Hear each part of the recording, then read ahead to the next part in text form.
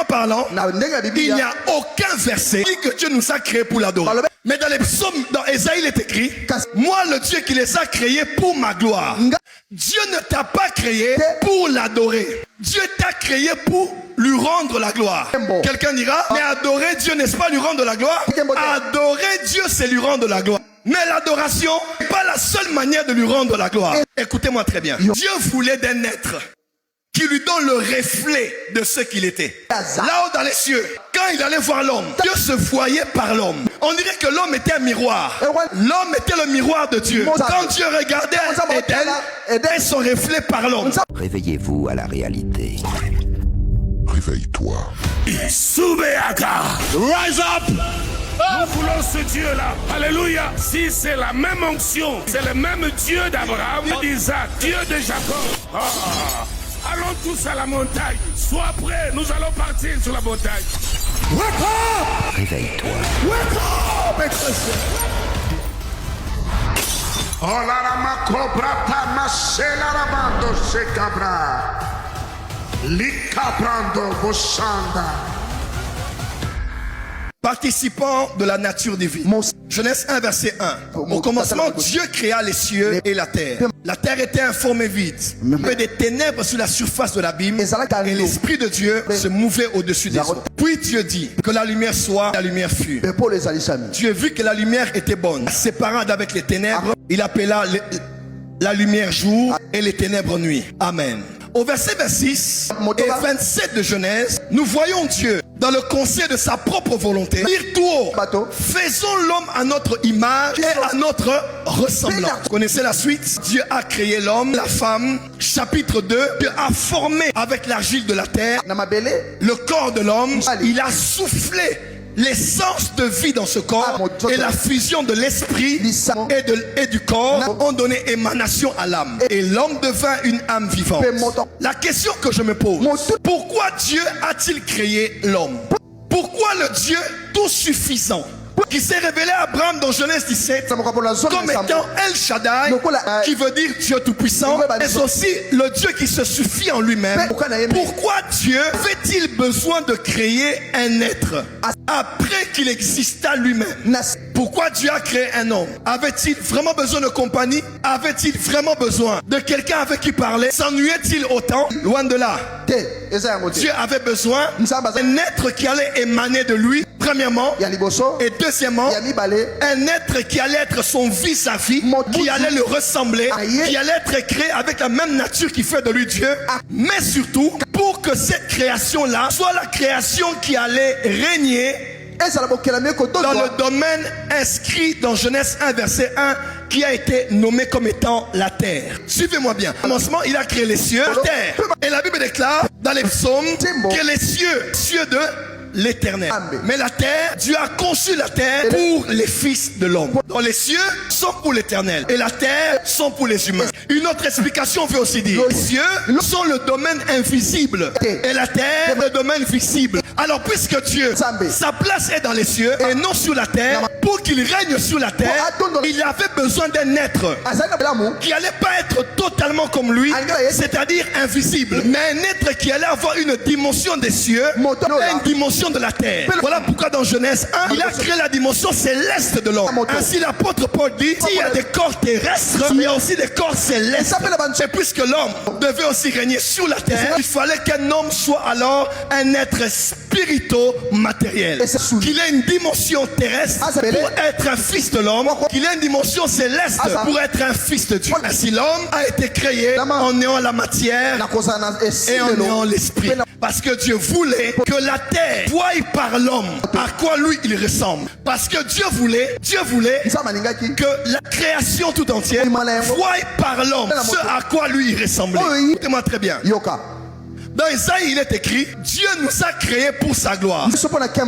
J'aimerais expliquer quelque chose. Généralement, nous disons, Dieu nous a créés pour l'adorer. Bibliquement parlant, il n'y a aucun verset qui dit que Dieu nous a créés pour l'adorer. Mais dans les psaumes, dans Isaïe, il est écrit, moi le Dieu qui les a créés pour ma gloire.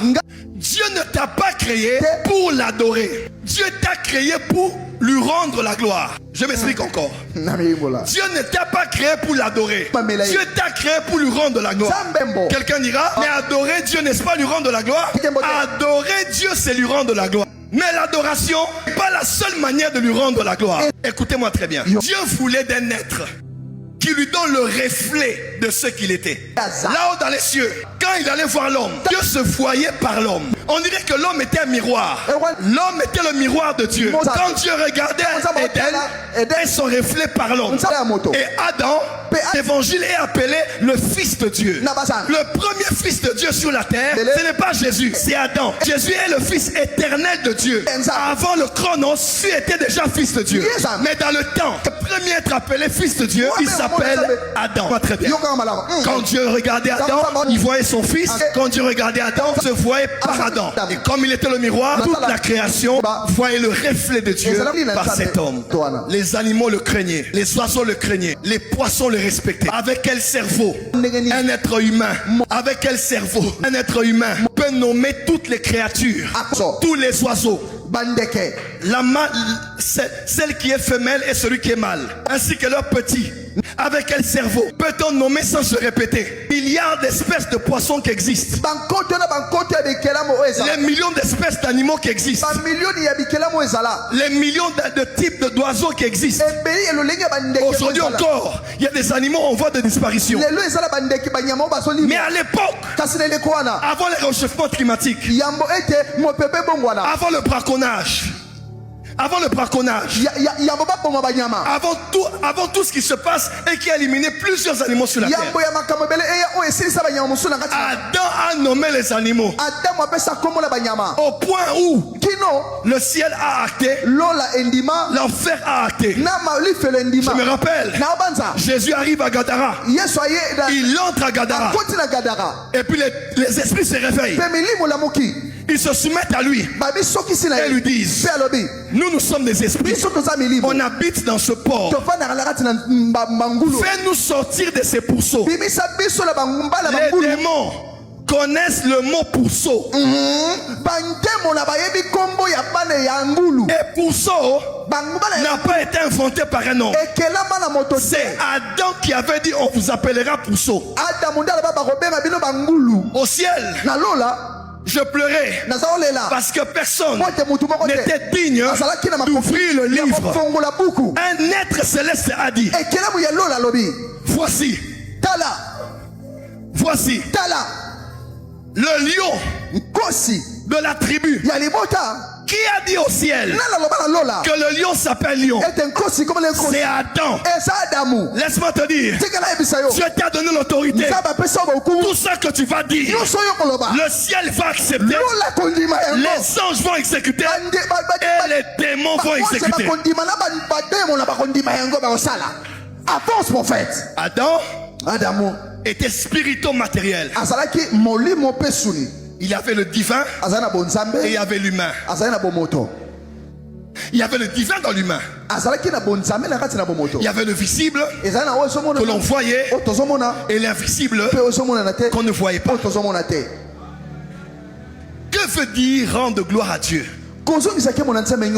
C'est rendre à Dieu le reflet de sa personne. Quand tu te réveilles le matin, tu es un enfant, tu as des parents, tu as l'université, tu as des amis, tu as des travailleurs à la maison, un chauffeur, une bonne à la maison. Quand tu te réveilles, il est une chose d'adorer et de chanter. Et une autre chose, de rendre gloire à Dieu. Il y a des gens qui adorent tout au long de la journée, mais ils n'ont pas rendu gloire à Dieu. Pourquoi? Parce qu'ils ne sont pas participants de la nature divine. Je ne vais pas avancer, mais il y a quelqu'un d'autre. Il n'a pas chanté, il n'a pas adoré, mais comme Dieu est saint, il vit dans la sainteté.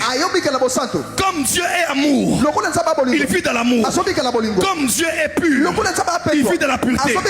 Comme Dieu guérit les malades, il guérit les malades. Quand Dieu te regarde et qu'il voit son reflet, tu lui as rendu la gloire. Rendre gloire à Dieu, ce n'est pas chanter, ce n'est pas adorer, mais se redonner à Dieu le reflet de qui il est. Par ta qualité de vie et par les œuvres que tu produis. Avance d'adi. N'est pas adorateur celui qui chante, et adorateur celui dont la vie est une adoration sans chanson. L'adoration n'est pas une étape du culte. L'adoration, c'est toute la journée. Dans ta manière de dealer avec la bonne à la maison, comment tu es compatissant avec les voisins, comment tu ne mens pas, comment tu ne voles pas, tu montres à Dieu que tu es comme Adam. Tu redonnes à Dieu le reflet de qui lui il est. Merci Daddy. Avance prophète. Est-ce qu'on peut avancer? Avance prophète. Quand Dieu te regarde, est-ce qu'il se voit par toi? Quand Dieu te regarde, es-tu un miroir qui peut lui redonner son image? Être créé pour la gloire de Dieu, c'est arriver à un standard de vie ou dans le caractère et dans la puissance. Dieu te regarde et il se dit, il me redonne mon image à moi et il donne mon image à la création.